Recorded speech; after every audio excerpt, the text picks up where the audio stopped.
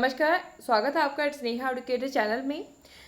आज आपका library science का 100 नंबर का टेस्ट है और तो इस टेस्ट को मिलाकर के आपके पास पिछले कुछ वीडियो में और आज का जो वीडियो रहेगा उसमें लगभग आपके आरपीएससी के 300 प्रश्न जो आपके हो गए हैं, जो कि आपकी आरपीएससी की परीक्षाओं में लाइब्रेरी साइंस को लेकर के आपको पूछे गए हैं। तो इसकी जो पूरी प्लेलिस्ट है और पीडीएफ आपको टेलीग्राम चैनल पर मिल गया होगा, जो कि आपने देखा होगा, और इसका भी पीडीएफ आपको टेलीग्राम चैनल पर ही मिलेगा। और इसके अलावा राजस्थान जीके की जो सीरीज चल रही है तो वो आपको लिंक आपको आई बटन पर मिल जाएगा। और चाहे आपका आरपीएससी का जीके हो, चाहे आपका राजस्थान कर्मचारी चयन बोर्ड का कंप्यूटर की सीरीज अलग से है, तो उसको भी आप देख सकते हैं। आज का इसमें पहला प्रश्न है, DELNET is sponsored by. तो डेल नेट जो है इसके प्रायोजक कौन है? तो वो है आपके निस्सेट। तो यहाँ पर जो आपका इंग्लिश में भी दिया गया है, इसकी फुल फॉर्म जानना भी ज़रूरी है आपकी, national information system for science and technology. और अगला प्रश्न जो है आपका, और हाँ, डेल नेट की जो स्थापना है वो कब हुई थी? 1988 में। तो ये भी आप ध्यान रख सकते हैं। पुस्तकालय स्वचालन हेतु सॉफ्टवेयर का चयन किस घटक पर निर्भर नहीं करता है? तो इसमें बहुत इजी है। तो अगर सॉफ्टवेयर का है तो उसमें आकार जो है कोई मायने नहीं रखता, तो निर्भर नहीं करेगा, तो ये आपका हो जाएगा साइज। अगला प्रश्न है, ER नेट एस्टैब्लिश्ड बाय। तो ये आपका DOE न्यू दिल्ली द्वारा जो स्थापित किया गया है, तो इसमें राइट आंसर हो जाएगा आपका सेकंड ऑप्शन।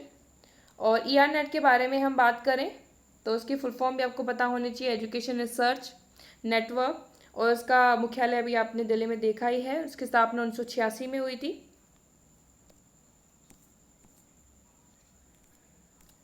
अगला प्रश्न है, सर्च इंजन क्या प्राप्त करने में बहुत उपयोगी है? सर्च इंजन जैसे Google.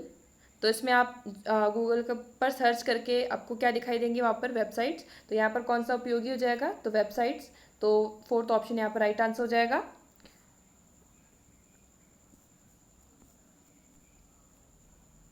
जानेट came into existence in the year.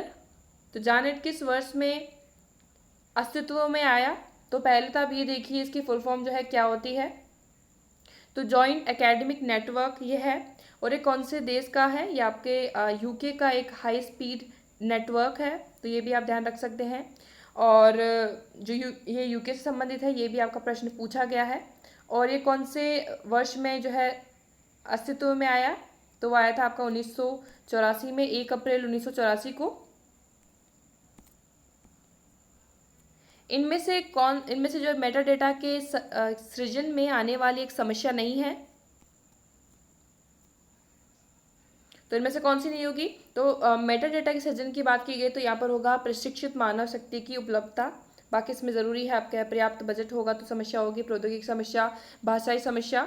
अगला प्रश्न है, निसेट की प्रमुख गतिविधियों के संबंध में इनमें से कौन सा विषम उत्तर की पहचान कीजिए, कौन सा इसमें अलग है? तो पुस्तकालय सॉफ्टवेयर का अभिकल्पन, फर्स्ट ऑप्शन। अगला प्रश्न है, इनमें से कौन सा नैस्डॉक का प्रकाशन नहीं अगला है, which is not a publication of NASDAQ among the following. तो इसमें आपका पहला जो दिया गया है तो वो इसका पब्लिकेशन है union catalogue of newspapers. Union catalogue of social scientist जो है आपका यहाँ पर जो सेकंड ऑप्शन में, वो आपका इसका पब्लिकेशन नहीं है। बाकी जो इसका राइट आंसर होगा वो आपका सेकंड ऑप्शन होगा। अगले ऑप्शन भी हम देखेंगे। और जो directory of professional organisation in India भी इसका पब्लिकेशन है। महात्मा गांधी बिब्लियोग्राफी भी इसका पब्लिकेशन है। तो यहाँ पर इसका राइट आंसर भी हमने किया सेकंड ऑप्शन जो है, सामाजिक विज्ञान शोध संबंधों की संघीय सूची, इसका जो है प्रकाशन नहीं है। इनमें से कौन सा सर्च इंजन नहीं है? तो यूनिक्स जो आपका है एक ऑपरेटिंग सिस्टम है। तो यहाँ पर जो राइट आंसर हो जाएगा वो कौन सा हो जाएगा? यूनिक्स, क्योंकि अलग यही है। अगला है, एग्रिस का क्रियान्वयन किस वर्ष में हुआ? तो इसकी फुल फॉर्म आप यहाँ पर देख सकते हैं, international system for agriculture science and technology. तो इसका क्रियान्वयन हुआ था 1975 में। इनिस इनमें से उत्पाद नहीं है। तो इनिस की फुल फॉर्म आप देखिए पहले, इंटरनेशनल न्यूक्लियर इंफॉर्मेशन सिस्टम। तो उसका प्रोडक्ट कौन सा नहीं होगा इसमें, तो वो है आपका इनिस यूनियन कैटलॉग जो है इसका उत्पाद नहीं है। बाकी आपका एटम इंडेक्स, इनिस डेटाबेस, इनिस जो आपका मल्टीलिंगुअल थिसॉरस जो आप पर जो राइट आंसर हो जाएगा उसका, सॉरी जो फोर्थ ऑप्शन है इनिस जो आपकी संगीत सूची यूनियन कैटलॉग जो है इसका राइट आंसर हो जाएगा। मेडलार्स की स्थापना किस वर्ष में हुई थी, तो 1964 में हुई थी।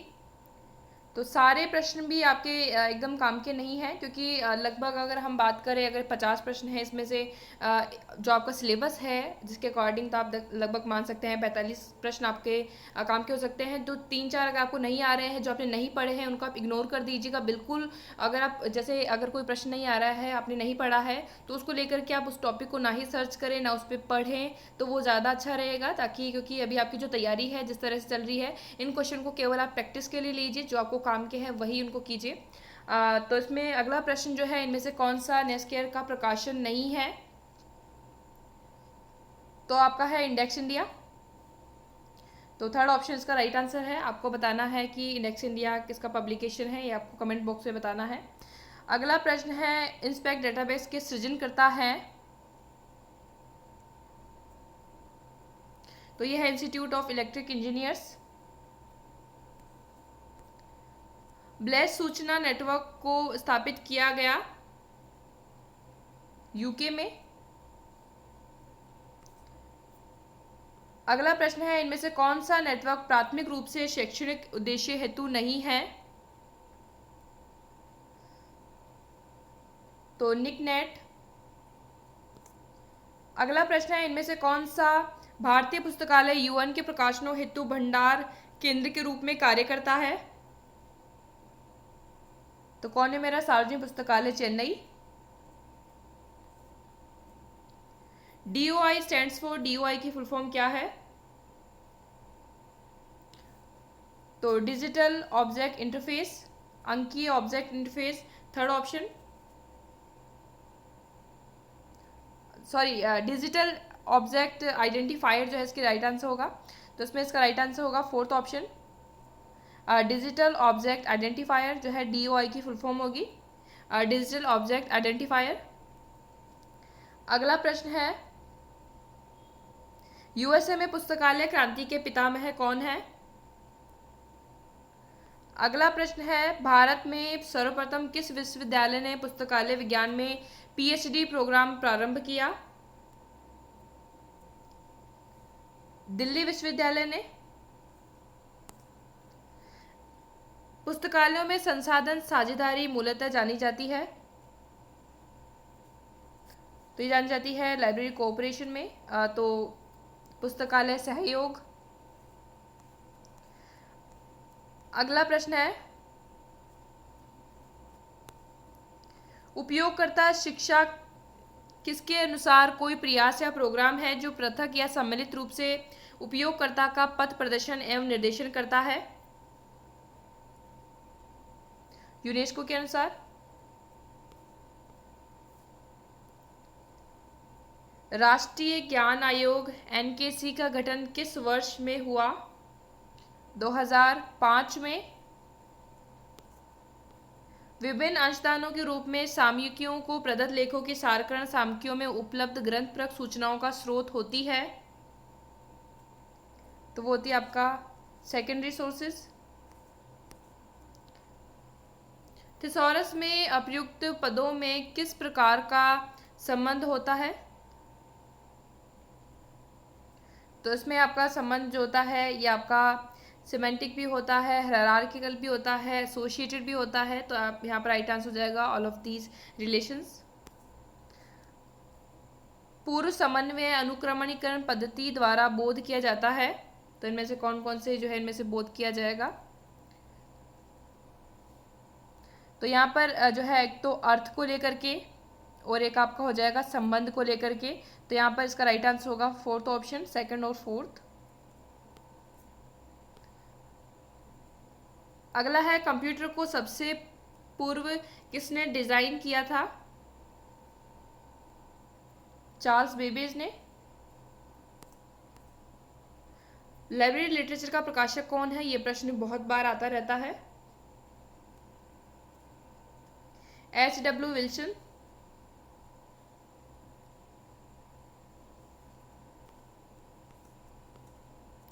डेटाबेस में किस प्रकार की असंगतताओं का प्रादुर्भाव होता है, तो इसमें निवेश असंगतता, विलोप असंगतता, अद्यतन असंगतता, तो इसमें सभी होती है।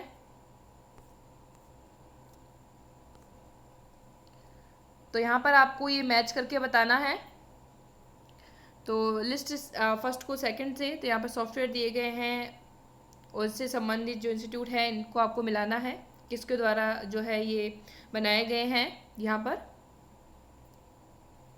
तो पहला अगर हम बात करें जो सॉल्व सॉफ्टवेयर है वो किसके द्वारा बनाया गया है यहाँ पर, तो इनफ्लिपनेट। तो पहले में आपका फोर्थ ऑप्शन आएगा, जो कि आपके पहले में एक तो दिया गया है, एक आपके तीसरे में यहाँ पर दिया गया है। तो अगला इसमें एक है जो बी आजा विंसिस, तो ये आपका किसके द्वारा बनाया गया है, आपका यूनेस्को द्वारा। संजय जो है वो आपका डेसीडोक। स्लिम जो है आपका एल्गोरिथम द्वारा बनाया गया है, तो यहाँ पर इसका राइट आंसर जो है फर्स्ट ऑप्शन।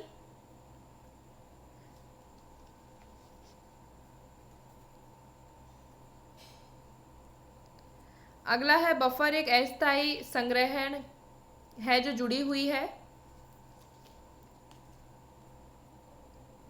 इनपुट और आउटपुट से। बेसबैंड नेटवर्क एक प्रकार है लेन का, लोकल एरिया नेटवर्क का। शब्द हाइपरटेक्स्ट का निर्माण किसने किया, टेड नेल्सन ने।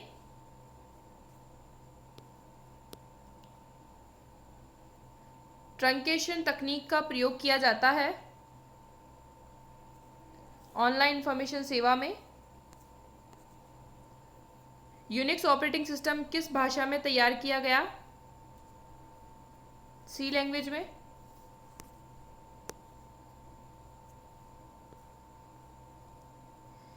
पीवी वर्गीज पारितोषित ILA द्वारा किसके लिए दिया जाता है, तो ये बेस्ट आर्टिकल के लिए, सामयिक उत्तम लेख के लिए। ग्रे लिटरेचर का अर्थ होता है, तो ये होता है प्रलेखों के रूप में अप्रकाशित जो आंतरिक रिपोर्ट होती है। विभिन्न सांस्कृतिक संसाधनों का डिजिटाइजेशन के माध्यम है, तो यहाँ पर ये होंगे पहला एक तो आपका स्कैनर, डिजिटल कैमरा, और फिर आपका स्मार्टफोन मोबाइल फ़ोन। तो यहाँ पर इसका राइट आंसर हो जाएगा फोर्थ ऑप्शन।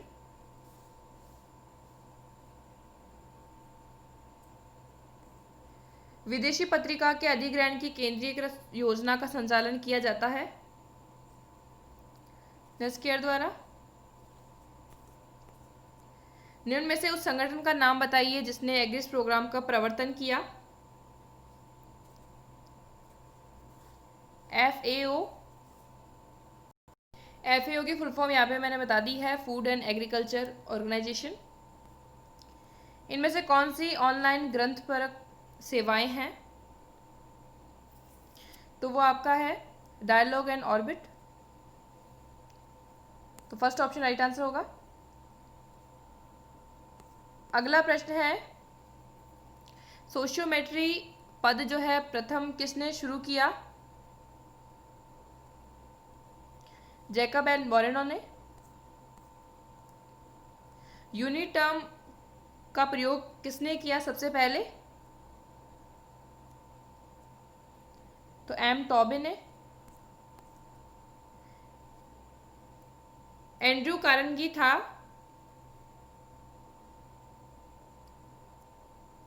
तो ये philanthropist who supported libraries,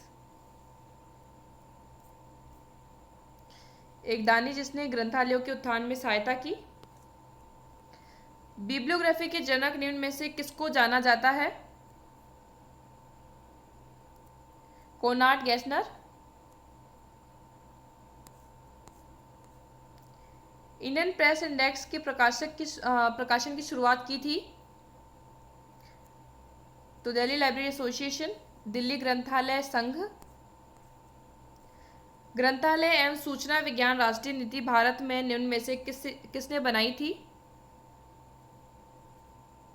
Rajaram Mohan Roy library foundation ने। इंटरनेशनल हुज हू का प्रकाशक कौन है? तो यूरोप पब्लिकेशंस, लंदन। प्रेस्टीज अनुक्रमिका पद्धति में भूमि का सूचक अंकक है? सूचक अंकक 0 के लिए लगाया जाता है, तो ये लगाया जाता है स्थिति के लिए।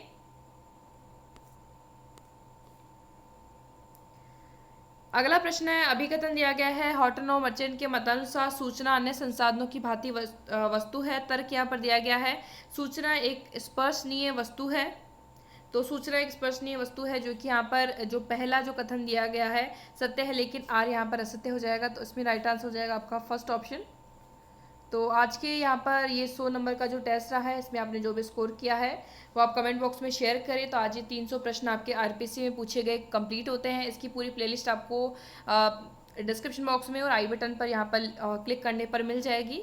आरपीसी की जो सीरीज चल रही है उसको भी आप देख सकते हैं। राशन कर्मचारी चयन बोर्ड में अब तक जो पूछे गए प्रश्न हैं उसको भी आप कवर कर सकते हैं अकॉर्डिंग टू योर सिलेबस। जो सिलेबस आपका है उस पर भी चल रही है। एक आपकी जो पूरी पहले से जो 2015 से लेकर 2020 तक के कंप्लीट पेपर्स आपको मिल जाएंगे। एक पूरी प्लेलिस्ट बनी हुई है और कंप्यूटर से संबंधित भी प्लेलिस्ट जो चल रही है उसको भी आप देख सकते हैं। पीडीएफ आपको टेलीग्राम चैनल पर मिल रहे हैं। बाकी जो स्टडी मटेरियल है वो भी आपका वहाँ पर अपलोड होता रहता है, तो आपको काफ़ी उससे हेल्प मिल रही होगी। So thank you for watching. आज के इस वीडियो में इतना ही। और कोई भी आप फीडबैक देना चाहते हैं वीडियो को लेकर के तो आप फीडबैक कमेंट बॉक्स में दे सकते हैं। सो वीडियो अच्छी लगी तो लाइक कर दीजिएगा, शेयर कर दीजिएगा। पहली बार चैनल पर आए हैं तो सब्सक्राइब कर लीजिएगा।